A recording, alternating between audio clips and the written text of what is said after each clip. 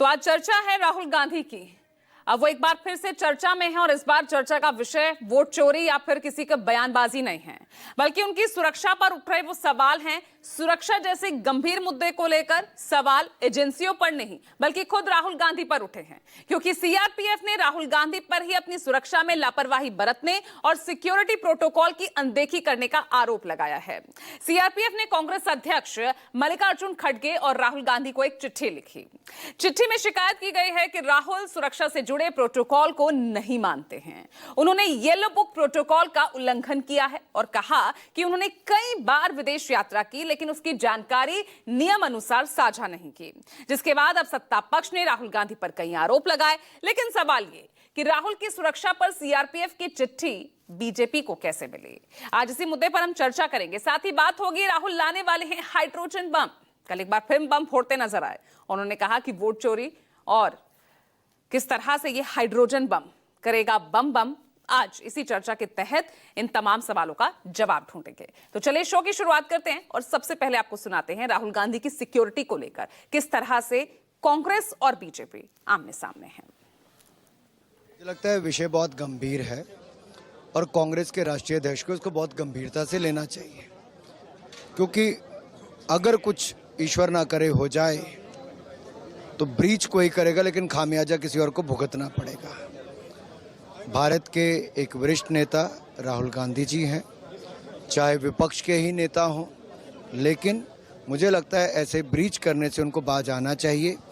और जो हमारी सुरक्षा सुविधाएं हैं और जो एजेंसियां उसमें लगी हैं, संस्थाएं लगी हैं, उनको इस तरह की कंप्लेंट करने का मौका नहीं देना चाहिए।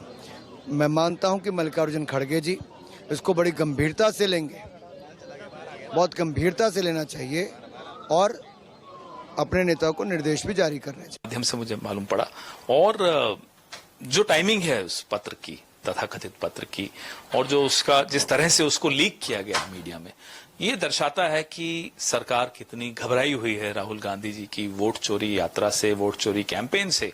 और राहुल गांधी जी ने जो कहा कि अभी एक बहुत बड़ा हाइड्रोजन बॉम्ब की तरह एक और खुलासा होना है, उससे प्रधानमंत्री खुद भी डरे हुए हैं। हमने सुना है कि नींद की गोलियां ज्यादा लेनी पड़ रही, उनको नींद नहीं आ रही।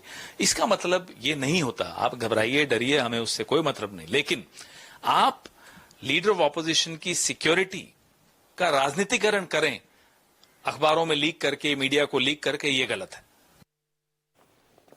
और राहुल गांधी ने हाइड्रोजन बम को लेकर क्या कुछ कहा था, अब वो सुनिए।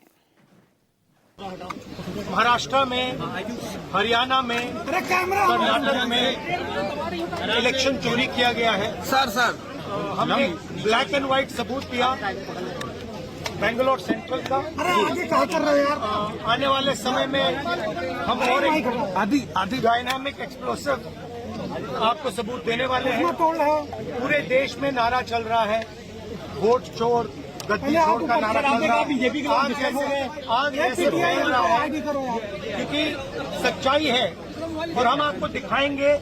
हिंदुस्तान के युवा, आप अच्छी तरह सुनिए, सच्चाई है। वोट चोरी करके सरकारें बन रही हैं, हम गारंटी करके आपको प्रूफ देने वाले हैं। जो बीजेपी के लोग एजिटेट हो रहे हैं, मैं उनसे कहना चाहता हूं, आप एजिटेट नहीं होइए, क्योंकि हाइड्रोजन बम जब आएगा सारा का सारा साफ हो जाएगा।